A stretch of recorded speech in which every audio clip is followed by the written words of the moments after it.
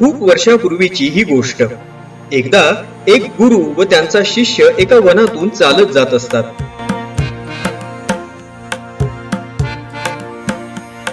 चालता चालता शिष्य गुरूंना आपल्या मनातील प्रश्न, आपल्या मनातील शंका विचारत असतो. तर त्याच्या मनाचे समाधान करण्यासाठी गुरु त्याच्या प्रश्नांना उत्तर देत असतात.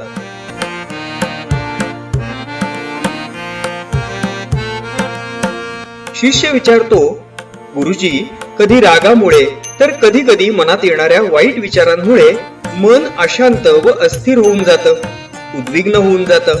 अशा वेळी नेमकं काय करावं? गुरुजी म्हणाले, आपण थोडा वेळ विश्रांती घेऊया, मग मी तुला या तुझ्या प्रश्नाचं उत्तर देतो. ते दोघेही जण विश्रांतीसाठी एका झाडाखाली थांबतात. गुरु शिष्याला म्हणतात, बाळा, शेजारील सरोवरातून या कमंडलूमध्ये पिण्याकरता थोडे पाणी भरून आण पाहू. गुरु आज्ञा शिरसावंद्य मानून शिष्य सरोवराकडे गेला. पण जवळ जाऊन पाहतो तर त्याला ते पाणी गढूळ असल्याचे दिसले.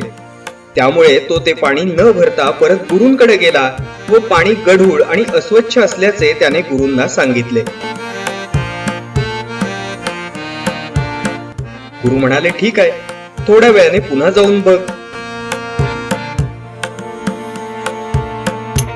गुरु आज्ञेप्रमाणे तो थोड्या वेळाने पुन्हा सरोवरापाशी गेला. यावेळी तेथील स्वच्छ पाणी पाहून तो आश्चर्यचकित झाला.